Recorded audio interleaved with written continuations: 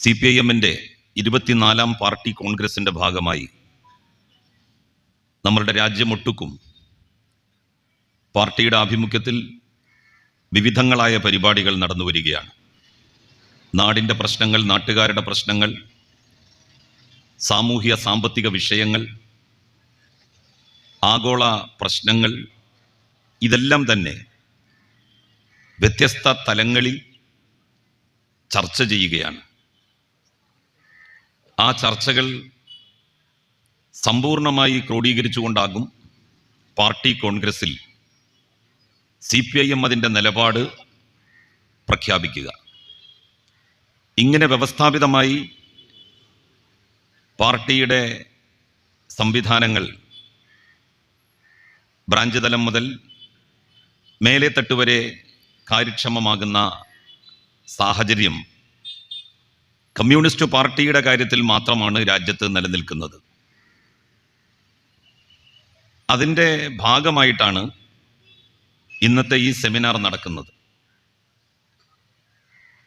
Ponnani area സമ്മേളനം വരും ദിവസങ്ങളിൽ നടക്കുകയാണ്. അതിനോടനുബന്ധിച്ച് നടക്കുന്ന ചടങ്ങാണ് ഇന്നിവിടെ ആരംഭിച്ചിരിക്കുന്നത്.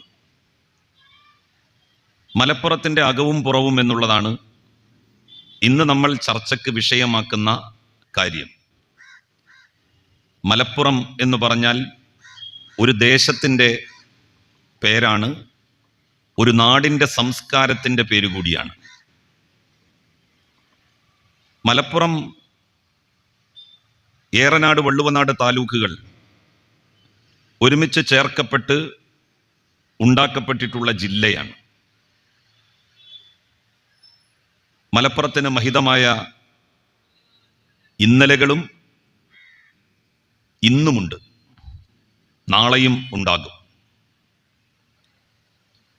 1947 നമ്മളുടെ രാജ്യത്തിന് സ്വാതന്ത്ര്യം കിട്ടുന്നത്. ആ രാജ്യം രൂപീകൃതമായി 10 വർഷം കഴിഞ്ഞപ്പോഴാണ് കേരള സംസ്ഥാനം നിലവിൽ വന്നത്.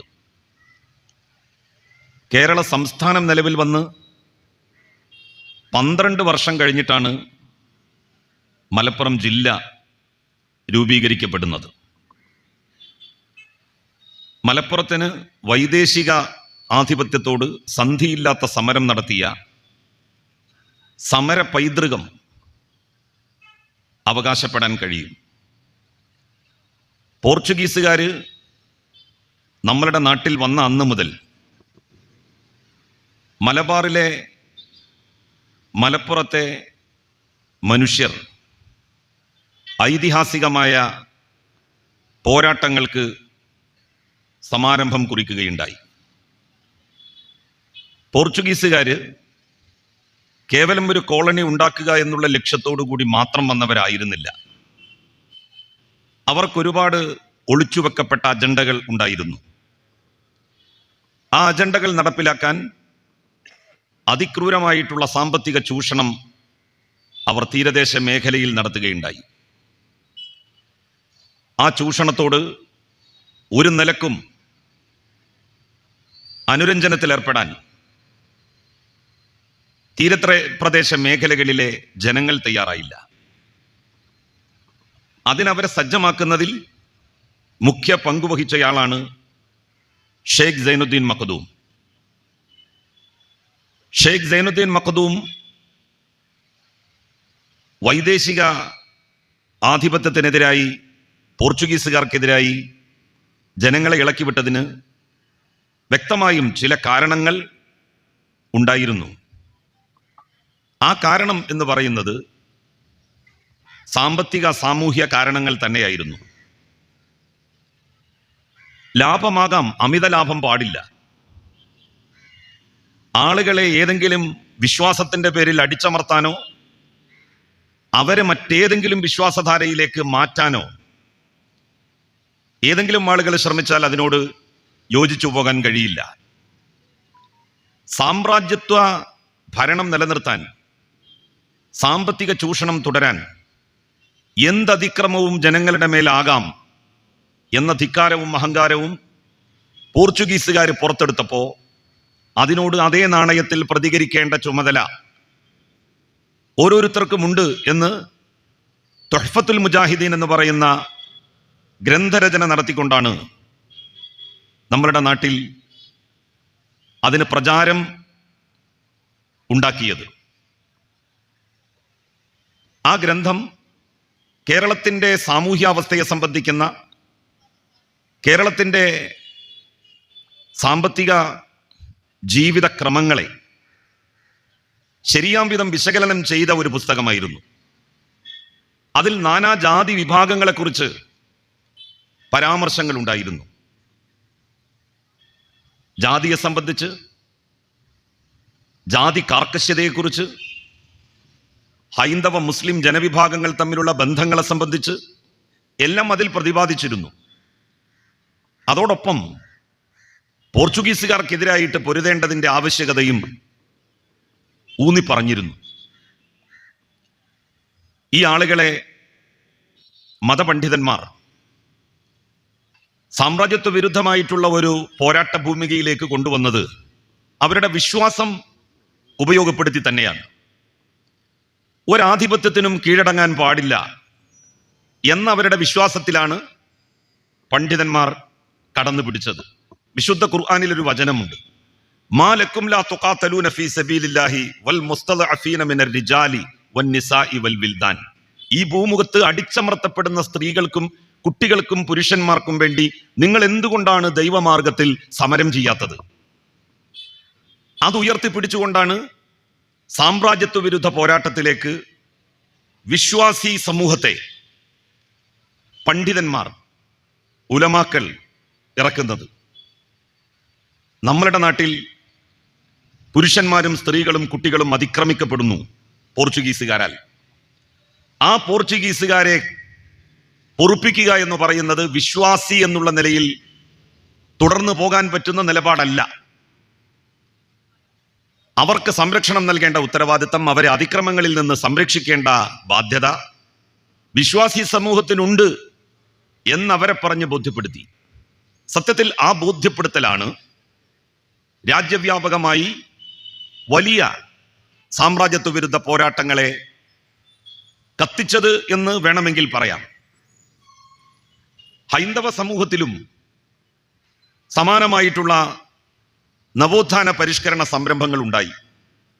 രാജാറാം മോഹൻ റായിയുമാണ് ഹൈന്ദവ സമുദായത്തിലെ ഇടതുപക്ഷ ധാരയെ പ്രതിനിധീകരിക്കുന്നത് എന്ന് പലരും എഴുതിയത് ഞാൻ ഈ സന്ദർഭത്തിൽ ഓർക്കുകയാണ്. ദുരാചാരങ്ങൾക്കെതിരായി, ആ ദുരാചാരങ്ങളുടെ സംരക്ഷകരായ ബ്രിട്ടീഷുകാർക്കെതിരായി സമരം നടത്തേണ്ടതിൻ്റെ ആവശ്യകതയെക്കുറിച്ച് അദ്ദേഹവും ജനങ്ങളെ ഉത്ബോധിപ്പിച്ചു. പരിഷ്കൃതരും വിദ്യാസമ്പന്നരും അതിൽ ആകൃഷ്ടരായി. സാധാരണക്കാരായ, സാമ്പത്തികമായി പ്രയാസം അനുഭവിക്കുന്ന മനുഷ്യരും പോരാട്ട ഭൂമിയിലേക്ക് കടന്നു വന്നു. അങ്ങനെ ഇന്ത്യയിൽ വ്യത്യസ്ത മതധാരകളുടെ സാമ്രാജ്യത്വ വിരുദ്ധമായിട്ടുള്ള മുഖം പ്രക്ഷേപിച്ച് കാണിച്ചു കൊടുത്തുകൊണ്ടാണ് ജനങ്ങളെ സമരത്തിന് ഉത്സുകമാക്കുന്ന ഒരു സ്ഥിതിവിശേഷം സംജാതമായത്. നമ്മളുടെ നാട്ടിൽ മഹാഭൂരിപക്ഷം കർഷകരായിരുന്നു. ആ കർഷകർ തങ്ങളെ ചൂഷണം ചെയ്യുന്ന ജന്മിമാർക്കെതിരായി പോരാട്ടം തുടങ്ങി. ജന്മിമാര് ഹൈന്ദവ സമുദായത്തിലെ മേൽജാതിക്കാരായിട്ടുള്ള ആളുകളായിരുന്നു. അതോടൊപ്പം തന്നെ മേൽജാതികളിൽ നിന്ന് മുൻകാലങ്ങളിൽ ഇസ്ലാം മതം സ്വീകരിച്ചു പോയിട്ടുള്ള മുസ്ലിങ്ങളിലെ മേൽജാതി വിഭാഗം, അവരും ബ്രിട്ടീഷ് അനുകൂല നിലപാട്, സാമ്രാജ്യത്വാനുകൂല നിലപാട് സ്വീകരിച്ചതിൻ്റെ പേരിൽ അവർക്കും ഭൂമിയുടെ ഉടമസ്ഥാവകാശം വിപുലമായ രൂപത്തിൽ തന്നെ നൽകപ്പെട്ടിരുന്നു. ആ ഭൂജന്മിമാർക്കെതിരായും കർഷകർ സമരം നടത്തി. അധസ്ഥിതരായിട്ടുള്ളവർ, ഹൈന്ദവ സമുദായത്തിലെ വളരെ പിന്നോക്കം നിൽക്കുന്ന ആളുകൾ, മാപ്പിളമാര്, ഇവരൊരുമിച്ചാണ് ഈ ജന്മി വിഭാഗത്തിനും സാമ്രാജ്യത്വ ശക്തികൾക്കുമെതിരായി സമരം ചെയ്തത്. ആ സമരം നൂറ്റാണ്ടുകൾ നീണ്ടുനിന്നു. 1921 ഖിലാഫത്ത് പ്രസ്ഥാനം ആരംഭിച്ചതോടെ സമരത്തെ പ്രോജ്വലിപ്പിക്കാൻ വേണ്ടി മഹാത്മാഗാന്ധിയുടെ നേതൃത്വത്തിൽ ഒരു ശ്രമം നടന്നു. സ്വാതന്ത്ര്യ സമരത്തിന്റെ മുന്നണി പോരാളികളായി ഉണ്ടായിരുന്ന മുസ്ലിം ജനവിഭാഗം സാധാരണക്കാരായിട്ടുള്ള പണ്ഡിതന്മാരുടെ വാക്കുകൾക്ക് പ്രാമുഖ്യം നൽകി സമരത്തിൽ ഉറച്ചു നിന്ന മുസ്ലിം ജനവിഭാഗം ഇടയ്ക്ക് വെച്ച് ഒരു ചെറിയ പിന്തിരിയൽ നടത്തി 1857 ഒന്നാം സ്വാതന്ത്ര്യ സമരത്തെ തുടർന്ന്. കാരണം ഒന്നാം സ്വാതന്ത്ര്യ സമരത്തിൽ വ്യാപകമായ രൂപത്തിലാണ് നാശനഷ്ടങ്ങൾ അവർക്ക് വരുത്തിയത്. അപ്പൊ ഇങ്ങനെ നാശനഷ്ടങ്ങൾ ഉണ്ടായത് സാമ്രാജ്യത്വ വിരുദ്ധമായിട്ടുള്ള ഒരു നിലപാട് സ്വീകരിച്ചത് കൊണ്ടാണ്. അതുകൊണ്ട് ഇനി ആ വയ്യാവേലിക്കൊന്നും പോകണ്ട, പഠിച്ച് ഉന്നത വിദ്യാഭ്യാസം നേടി സർക്കാർ ജോലികളിലൊക്കെ കയറിപ്പറ്റാനുള്ള ശ്രമമാണ് പിന്നോക്ക വിഭാഗങ്ങൾ പ്രകടിപ്പിക്കേണ്ടത്, കാണിക്കേണ്ടത് എന്ന അഭിപ്രായം സർ സയ്യിദ് അഹമ്മദ് ഖാൻ മുന്നോട്ട് വെച്ചു. അദ്ദേഹം വളരെ ചിന്തിച്ച് ആലോചിച്ചാണ് അത്തരത്തിലുള്ള ഒരു തീരുമാനം കൈക്കൊണ്ടത്. സമരഭൂമികയിൽ, പോരാട്ടഭൂമികയിൽ നിരന്തരമായി ഒരു ജനവിഭാഗം നിന്നാൽ സ്വാഭാവികമായും അവര് പിറകോട്ട് തള്ളപ്പെടും. അങ്ങനെയുള്ള ഒരു പിറകോട്ട് തള്ളപ്പെടൽ ഇന്ത്യയിലെ അധസ്ഥിത ജനവിഭാഗങ്ങൾക്കും പിന്നോക്ക ജനവിഭാഗങ്ങളായ മുസ്ലിങ്ങൾക്കും സംഭവിച്ചിട്ടുണ്ട് എന്നുള്ള തിരിച്ചറിവാണ് ഇത്തരത്തിലുള്ള ഒരു സമീപനം സ്വീകരിക്കുന്നതിലേക്ക് അദ്ദേഹത്തെ നയിച്ചത്. അതുകൊണ്ടാണ് അതിൻ്റെ ചുവട് പിടിച്ചുകൊണ്ട് നമ്മളുടെ രാജ്യത്തിൻ്റെ വിവിധ ഭാഗങ്ങളിലുണ്ടായ നവോത്ഥാന പ്രസ്ഥാനങ്ങൾ എന്ന് പറയുന്ന സംഘടനകളൊക്കെ തന്നെ, വിദ്യാസമ്പന്നരുടെ വർഗം എന്ന് പറയുന്ന വിഭാഗങ്ങളൊക്കെ തന്നെ സാമ്രാജ്യത്വാനുകൂലമായ ഒരു നിലപാടിലേക്ക് വന്നത്.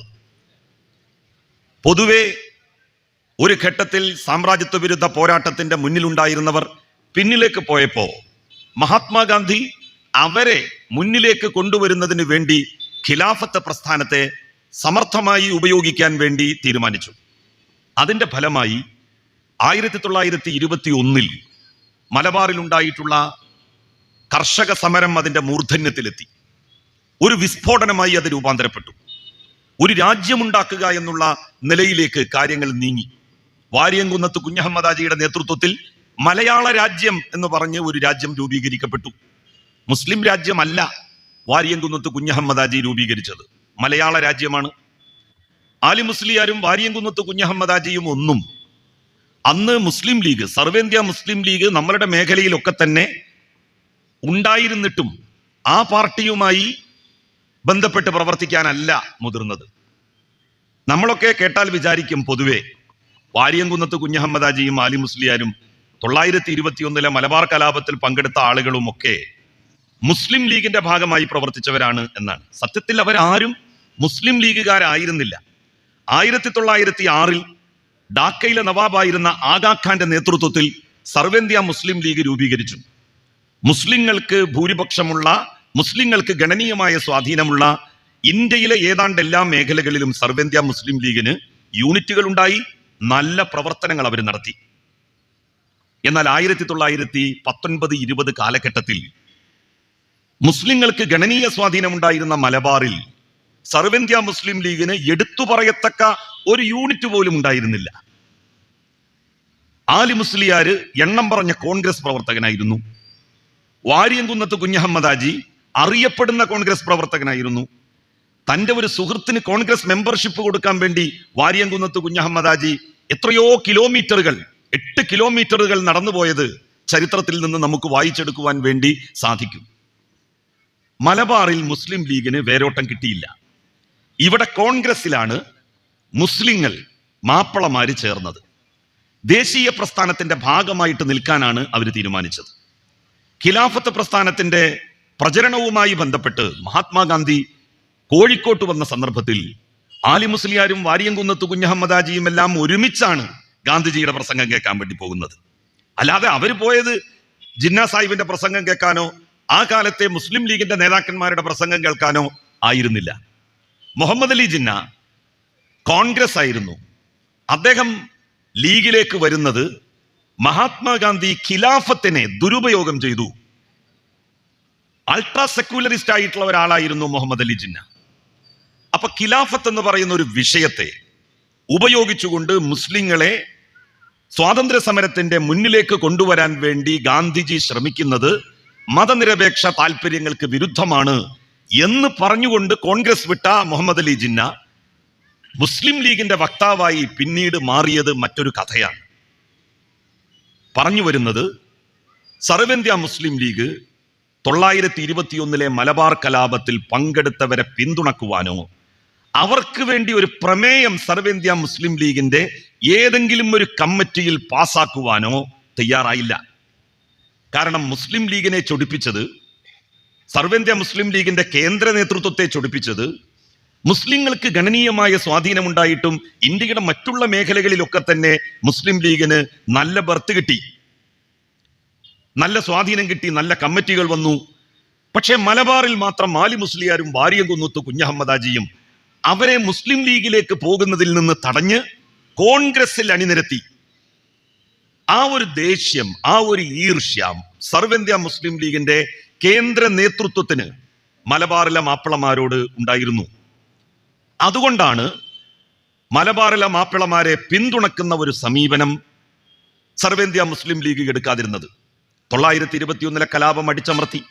930-കൾ 35-കൾ 40-കൾ എന്നൊക്കെ പറയുന്നത് മലബാറിലെ മാപ്പിളമാർ അവരുടെ ജീവിതത്തിലെ ഏറ്റവും വലിയ ദുരിതക്കയങ്ങളിലൂടെ ഇറങ്ങിത്തിരിച്ച കാലമാണ്.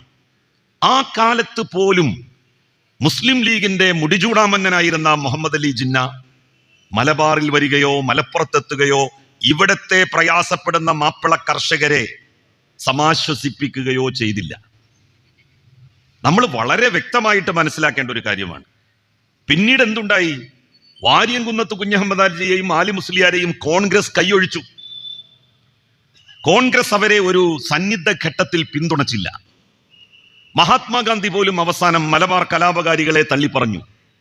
ഇത് വലിയ വേദന കോൺഗ്രസ്സുകാരായിട്ടുള്ള സർവ്വേന്ത്യാ മുസ്ലിം ലീഗ് ഉണ്ടായിരുന്നിട്ടും ആ സംഘടനയോട് ശക്തമായി വിയോജിച്ച് ദേശീയ പ്രസ്ഥാനത്തിന്റെ ഭാഗമായി നിന്ന ആളുകളെ കോൺഗ്രസ് നേതൃത്വം കൈയൊഴിച്ചതിൽ വലിയ അമർഷം ഈ മേഖലയിൽ ഉണ്ടായി. ആ അമർഷം 947 ശേഷം മുസ്ലിം ലീഗിന്റെ കേരള സ്റ്റേറ്റ് നേതൃത്വം, സർവ്വേന്ത്യാ മുസ്ലിം ലീഗ് പാകിസ്ഥാൻ വിഭജനത്തോടുകൂടി അങ്ങോട്ട് പോയി. അവശേഷിക്കുന്ന ഇന്ത്യയിൽ ഇന്ത്യൻ യൂണിയൻ മുസ്ലിം ലീഗ് രൂപീകരിച്ചു. ആ മുസ്ലിം ലീഗിന്റെ ഭാഗമാക്കാൻ വേണ്ടി ഈ നിരാശരായ കോൺഗ്രസിൽ ഇനി പ്രതീക്ഷയർപ്പിച്ചിട്ട് എന്ത് കാര്യം എന്നുള്ള ചോദ്യം ചോദിച്ച് ആളുകളെ മുഴുവൻ കോൺഗ്രസിൽ നിന്ന് മുസ്ലിം ലീഗിലേക്ക്, വിഭജനാനന്തര മുസ്ലിം ലീഗിലേക്ക് കൊണ്ടുവരുന്നതിന് വേണ്ടിയിട്ടുള്ള നീക്കങ്ങൾ അവർ നടത്തി. അങ്ങനെയാണ് ഒരു കാലത്ത് കോൺഗ്രസിന്റെ ഈറ്റില്ലമായിരുന്ന, ദേശീയ പ്രസ്ഥാനത്തിന്റെ ശക്തി കേന്ദ്രമായിരുന്ന മലബാർ, ഏറനാട്, വള്ളുവനാട് താലൂക്കുകൾ, മലപ്പുറം ജില്ലയിലെ ജനവിഭാഗത്തെ മുസ്ലിം ലീഗ് പാർട്ടിയിൽ സാമുദായികമായിട്ടുള്ള ഒരു സംഘടനാ രൂപത്തിലേക്ക് കൊണ്ടുവരുന്നത്.